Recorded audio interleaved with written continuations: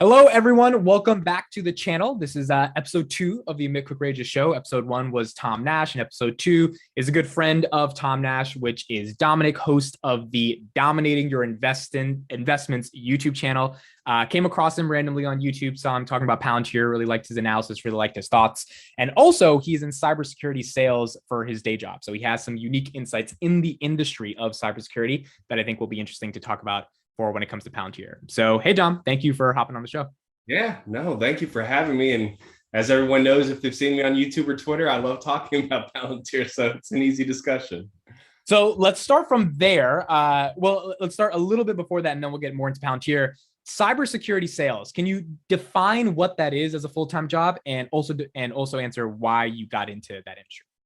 Yeah, so with working at Carbon Black, VMware, so I work in our cybersecurity division at VMware, a company that was acquired, Carbon Black.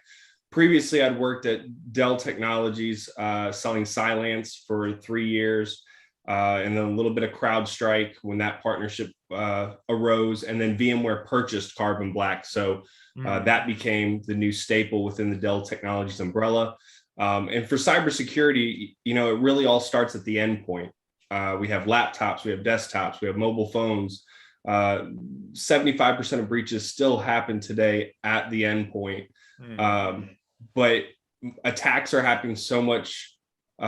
These are not attacks that are happening now from some kid in a basement, right? These are nationwide attacks, nation state attacks. And these are very orchestrated cyber criminals that think of old day mafia, but now digital. Right.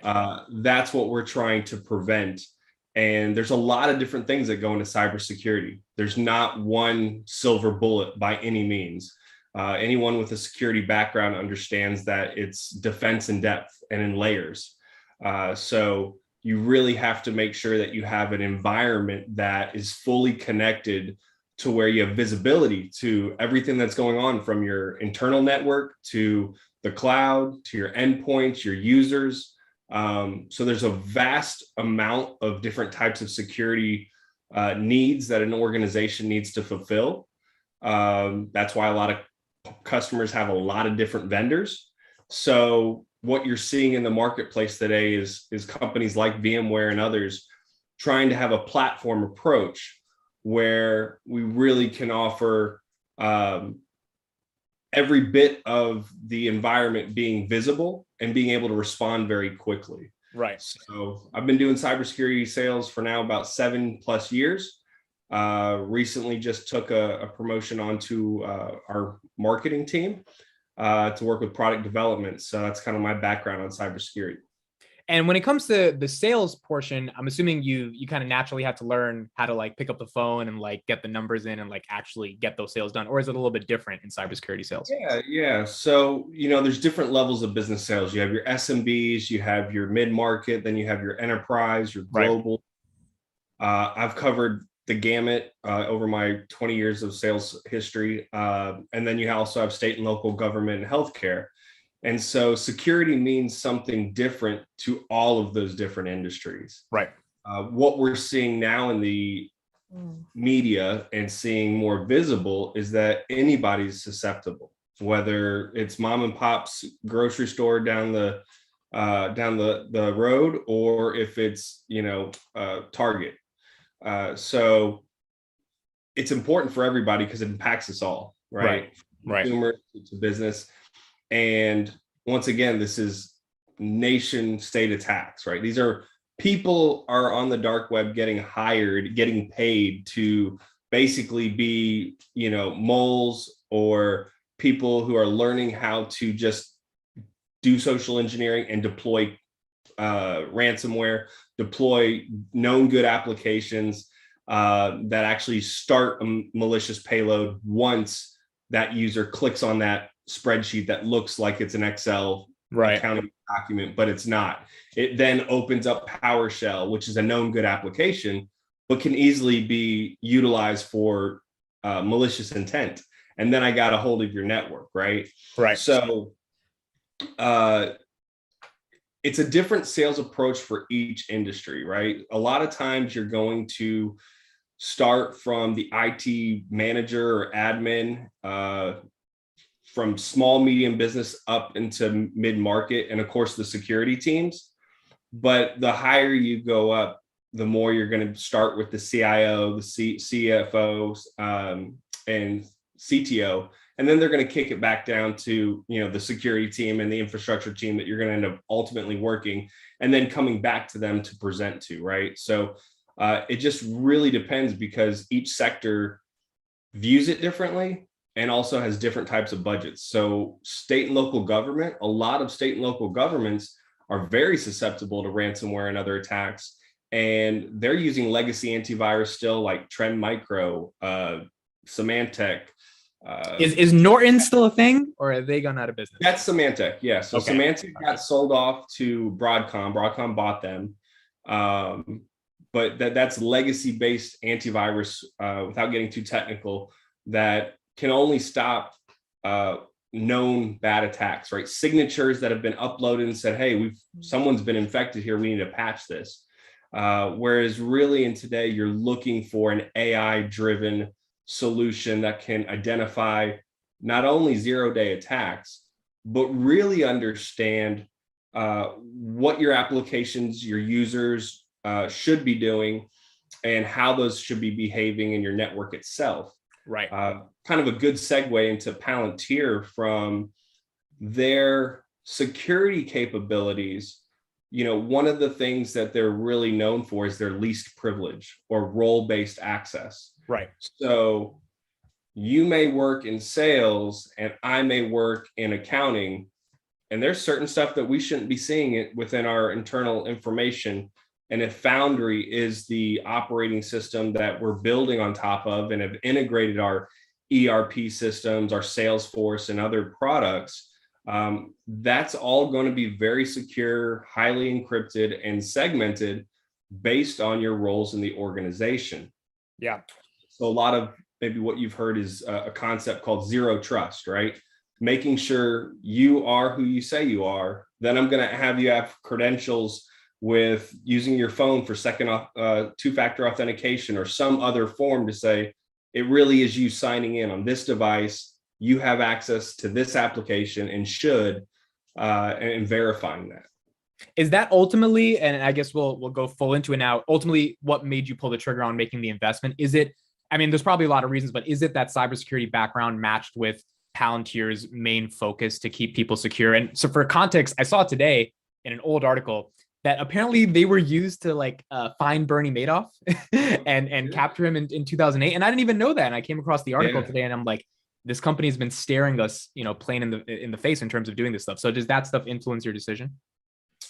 So for me, it was a different perspective, because VMware as a whole as a company is more than just cybersecurity. Yeah. Our cybersecurity division is growing rapidly, but it's all encompassing with infrastructure. We created the technology for virtualizing servers, right? Taking a physical server and tricking it with software to then allow you to allocate all of the different resources hardware-wise to application virtualized servers. So you're getting the most out of that server, right? You're getting the maximum utilization, where before virtualization, you could only have one application per server and you're only utilizing 10% of that box, right, and having to buy another one, right? So what really intrigued me about Palantir was the idea of being a platform and being the core operating system for any enterprise. And I know they say that's their marketing kind of lingo that's out there on the website, but it really is an operating system. Yeah. And so what really drew me to basically doing everything in my power to take it from zero holdings to by far my number one in less than 6 months, is because I understand the power of what Foundry is able to do. Because having an operating system that can take structured data and unstructured data like videos and media and all kinds of data, and take those together and aggregate those and allow you to make that data usable to actually make decisions with very little code to no code, so that someone in a department like accounting or business planning or marketing can actually take that data and then make intuitive real-time decisions based on the business and what data they're looking at. That's when the light bulb was on, was that this is something that can impact an entire corporation holistically, right? And if you look at the Skywise example business case with Airbus, it's not just Airbus using the new Skywise platform they built. And they built Skywise, that's built on top of Foundry. Foundry is basically the core operating system, but they've made that usable to where it's impacting the supply chain, the contractors working on the planes. I mean, every piece of the business is touching Skywise, which is essentially Foundry. So I've never seen any software that you can tell me in enterprise sales that every department can utilize and actually get ROI for their department real time, right? So you have different products, right? You have Microsoft, the closest thing you would say is, well, you have Windows. Windows is the core operating system on every Windows device. And then you have Mac and Linux. And you have to create applications, for those operating systems. But wouldn't it be nice if you have a core operating system where no matter what kind of data it is or what kind of application that you can integrate it in, and then no matter where you're located, whether you're in a submarine, a Humvee, you got satellite data coming, you're getting all of that data updated real time and usable. And so why that's so profound is because when you're selling to these organizations in enterprise, right, whether it's cybersecurity, it could be SaaS software, it could be any of that stuff, it is a much faster sales motion if you can demonstrate ROI and value that is quantifiable and tangible, to then say, this is why we pay millions of dollars for this product, because it saves us more money in the long run, millions of dollars per product, and it makes our company more efficient. And so I've never heard of any kind of platform like that, where, I walk into a normal customer's environment, they have SAP for their ERP systems. They have Salesforce for their CRM. They have, a lot of their databases and stuff is still in Microsoft Access or SQL, or they're using Excel tables, all of this different aggregated data. And then not everyone can share it because they have no way to police it and actually secure it. So when I watched the demo days on Foundry, it was just like, I was sold. Like, I was like, okay, I get this. I don't know why everyone says it's so hard to understand, but unless you actually taking the time to research the website, watch the demos, watch the videos, take notes. And if you don't come from that technical background, I can understand how it's a little harder to digest. But the simple way to just say it in a sentence is, imagine having all of the data that you need to make the best decisions for your business real time, and then be able to be predictive with it, because it's a cause and effect of, well, if this affects our supply chain and this is the stuff that's selling out and we need to address this ahead of time, now all of a sudden we can make decisions much faster than what we would before, saving us millions of dollars. That's a competitive edge that I don't see anyone having. And the fact that they built it for 17 years, 12 was it? We got Foundry now for 5 years. So basically it's like two companies. One company that's been around for a long time. We still don't know most of the things that Gotham is capable of. Totally understandable, considering the nature of their business.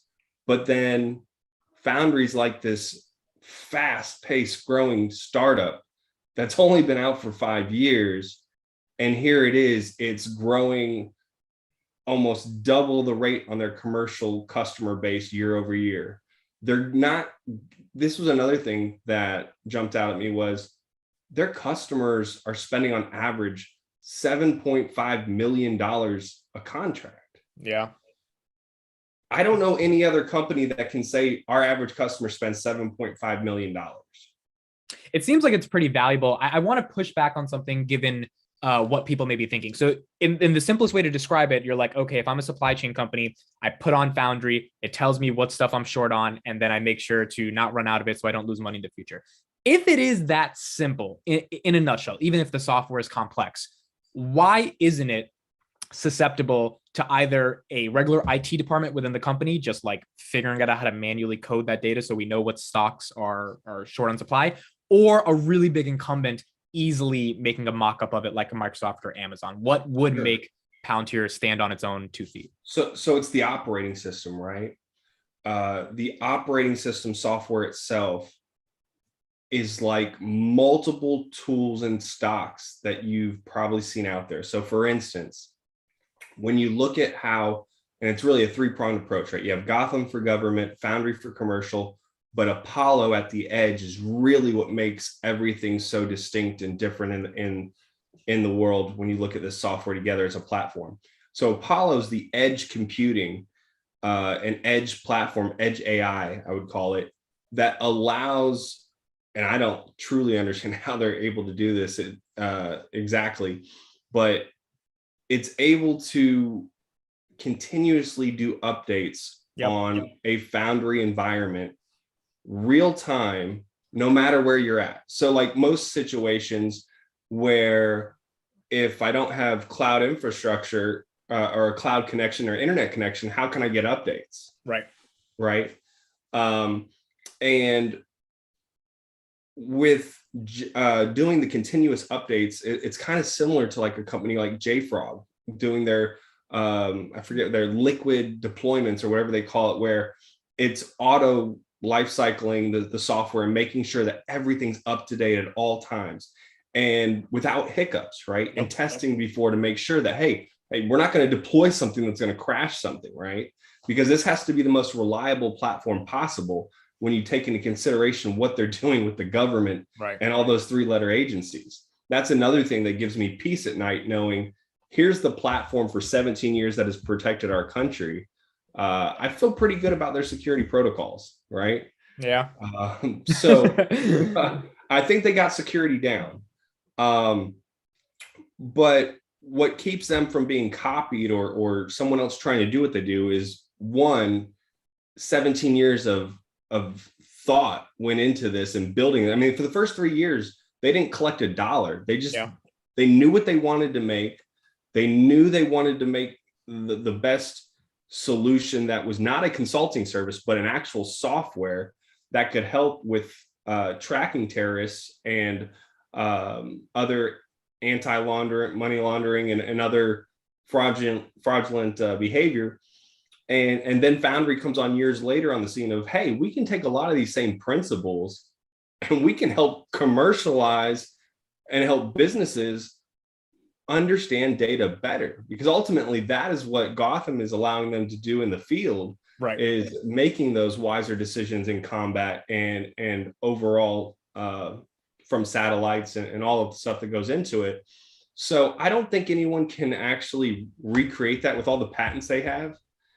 I don't think anybody's business is focused on this. Like, for instance, when you look at Amazon, Microsoft, Google, right? Those are the 3 companies you're like, well, they got all the money in the world, you know, throw Apple in there too. Right. They also have so many different segments of their company that are doing their own thing that sometimes there's very high value in a small company growing big, but staying in its lane and being the best at what it is. That is what Palantir has done.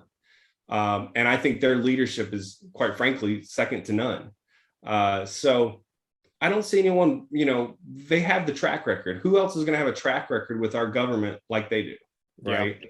So I don't see anyone. I mean, you look at the Ronald Reagan National Defense Forum. Karp was there. I didn't see anybody from Google or Amazon or anything else. You know, and I also think that's because Karp has fully embraced defending Western values, whereas if Jeff Bezos says that, he gets killed by the press and that hurts the stock price. Like, it's hard for him to defend that. So I mean, I just think they have, I mean, with what and what I'd say the evidence that validates this is, you look at the contract extensions and expansion, that have gone on through their customer base. And this kind of goes back to their business model. This is the other thing that I really love about them is their business model is so dependent on their product being phenomenal. Yeah. Because the first two stages in their business model, they're losing money significantly, right? To help customers understand the value of the product, to tailor it to their environment, to really kind of crack the code for specific industry verticals. We see all the time on the marketing, they really do cover 40 different industries, right? And so what you're now starting to see is them modulize that, right? For modules of Foundry with like Foundry for crypto, Foundry for carbon net zero carbon emissions and footprint. You got Foundry for software supply chain. So now all of a sudden you've made it more digestible and bite-sized, that you're solving specific problems that you know exist in the world without a doubt globally. And each person, each company in those industries have the same problem, right? If I'm in supply chain, or if I'm trying to make crypto more secure, whatever it may be, there's a lot of there's a big TAM, right? So I think that they're now hitting that stride where it's more digestible to adopt the technology. And you saw that with Foundry for Builders, where they said, okay, we want to make sure that this is a platform. And one of the ways that you can get a lot of customers to jump on the bandwagon quick is if you can make it the core. And really, I think the Skywise example is what started all this, is that they saw the impact and the millions of dollars that they saved, Airbus did, with 15,000 plus employees using it. Yep. Why don't we help out startups who don't have the funding, who have the vision, right? They have the talent, they have the visionaries and the founder-led CEOs, but they don't have the banking, they don't have the money, and they may not have all the resources or even know how to put all the software and infrastructure together to get off the ground fast. Instead of piecemealing everything, let's help them out. We'll invest in their stock, and let's lay Foundry as the core operating system for them to build their business. And you've seen that with Wejo. You saw this with Rigetti, with the quantum compute. You saw this with Energy Vault, which is a company I'm heavily interested in to learn more about.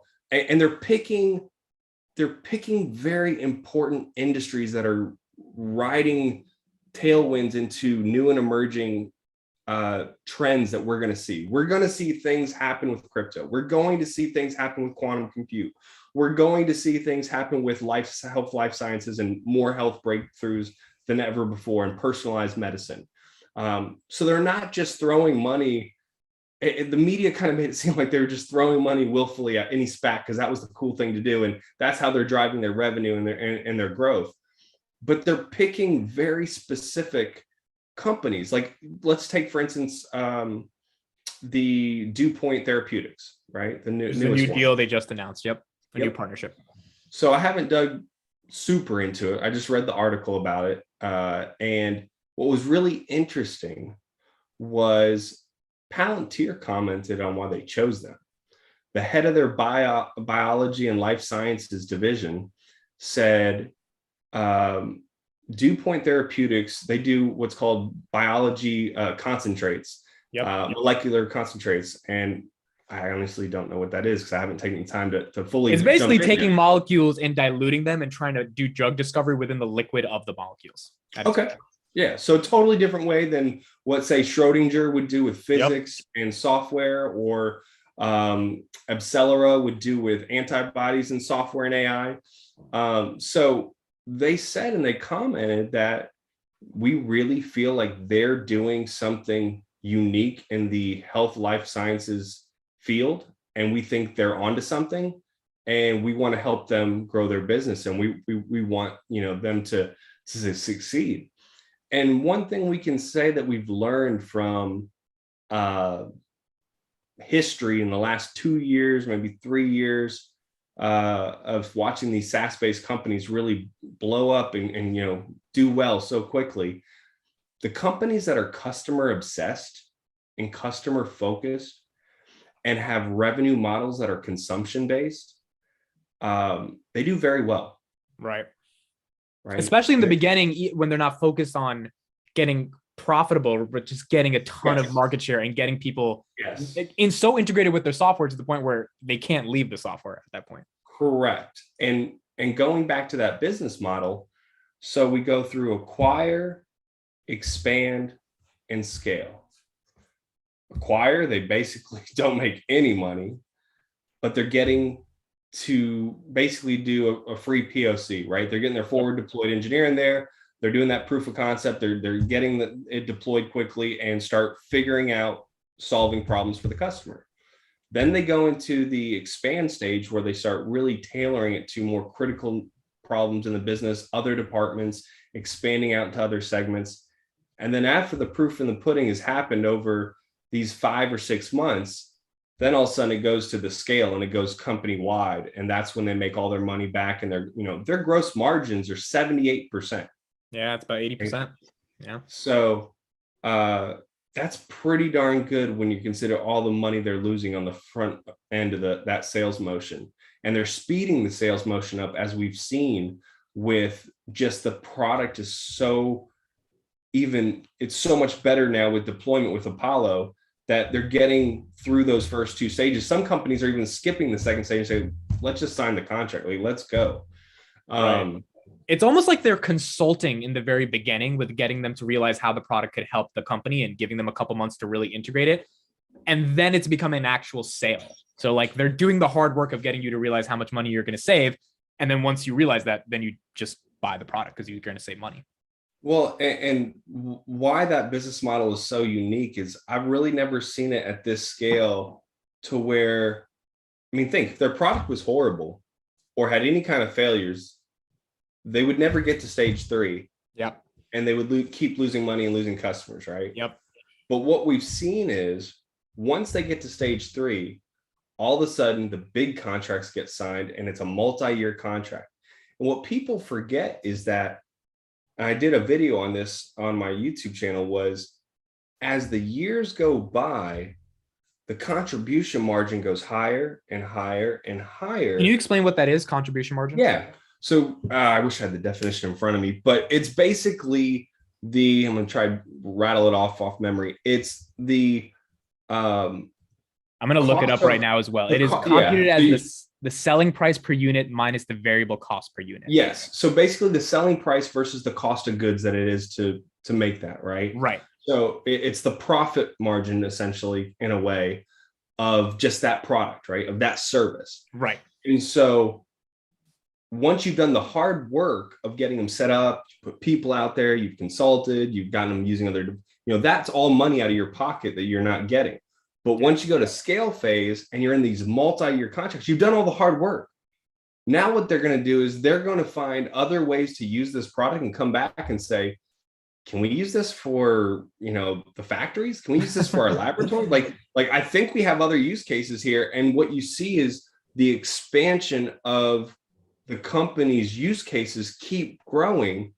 And so by definition, like you said, it's going to be way too hard to rip out because it's now literally the operating system of your business. Right. But the other piece is that it's expanding in ROI and value. Why would you leave? Right? Why you've now got a customer who's going to be reoccurring revenue. And that's the definition of software as a service, is that reoccurring, guaranteed, predictable revenue. The only way you do that is being customer obsessed and having a product that is so good, you're not going to switch. And that's what I think Palantir is. It's almost like CRM and AWS in the early days, because CRM was like a whole new way for you to manage leads and prospect leads and then get to the close as a software for the company. And once you have a Salesforce, every company has a Salesforce that can use CRM. AWS in 2006 was like, all right, we're going to get rid of all these like physical servers and all your data is going to go to the cloud. And once your data is in the cloud, it's so much more efficient than being on physical servers. So you're never going to leave AWS. So if this cliche that we keep hearing is true, that data is the new oil, and every big company, organization, even small company, is going to have immense amounts of data to analyze. If Palantir becomes the CRM AWS of that data over the next 2 decades, it seems like they would be in every potential company in the world, like CRM and AWS are. Yeah, Yeah, no, you're looking at it from the right lens. And I think that people are looking at this too short term, right? Like Amazon didn't become a rock star stock overnight, right? It took 20 plus years to really see the true power of compounding. Yeah. That's the same thing that we're going to see. And same thing with Salesforce. And with what this company is doing, they're doing it methodically. They're doing it strategically, and they know the end game. They're patient. I love what Alex said. Alex said, hey, if you want short-term stock, ours is probably not for you, and don't invest in us. Like go put your money elsewhere, right? Like you're going to have to endure in some volatility, but it's going to be worth it in the end, right? We have a big vision. And so I love investing in founder-led companies, people who have visions and are committed. And you can see very similar things with him and Elon in the fact that they're only paid in stock, right? Yep. That tells you the founder believes that, hey, if the ship goes down, then I should go down with it. Right. And so their level of commitment is very high. Now, you and I think you would agree, are not the smartest people in the world. No, definitely not. Some of the more smarter people, we assume, are in fancy high-rise apartments in New York, working at hedge funds and investment banks that control most of the institutional capital that's ultimately going to move this type of stock. Why don't those people, obviously, given the intense amount of research they've done, see that long-term vision? And why isn't there a ton of money being flowing into the stock while it's cheap? I think there's a couple of reasons. Number one, most of those guys don't operate on long-term investments. They operate in a yearly cycle. What we're seeing right now, where people are selling off stuff at the end of the year and getting into stuff that was successful just to say, hey, we were in the right stocks at the right time, and it's all a game, right? And then we're going to see it all switch up in January. They have different objectives than what retail investors have, right? For long-term investors. So I think that they can control when they want to get in, when they want to. There is more institutional investing going on in Palantir now. If you look at it, I think it's in the high 30s. Yep, around 36%. Yeah. Yeah. And it was like low 20s just 2 quarters ago, right? So people are starting to see this story unfold. If we were to look at Palantir 12 months ago from now, I think it's fair to say we can make an assumption that their marketing's better. They've hired more salespeople. They understand there's a game to be played in corporate where you can't just all be engineers, right? You have to have a sales group. And I think Karp and Thiel and Cohen and all of those guys realize that. They're at that inflection point. And really the only negative that someone can say on the stock is that the stock-based compensation dilutes the shareholders or whatever they. That's what I was going to ask. What is your opinion on that?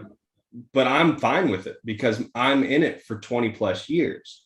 I don't think they're going to have SBC like this for 20 years. Yeah. But do I think they need it to compete against Google, Microsoft, and everyone else who can pay millions of dollars for people, the best of the best? Yeah, they do. And I want their employees to have the same skin in the game that Karp does. Right. So if that means that we're not profitable for, or they're not profitable for 3 years, then they're not profitable. But what I'm looking for is the indicators. Is the business growing? Is the business getting more operationally efficient? And that's why I look at contribution margin, because if you look, their contribution margin has gotten better every single quarter. Right. And if you look at their commercial growth, their revenue is getting better. And so when you start seeing these things, as well as commercial customer growth, those are the indicators that they're getting to market faster.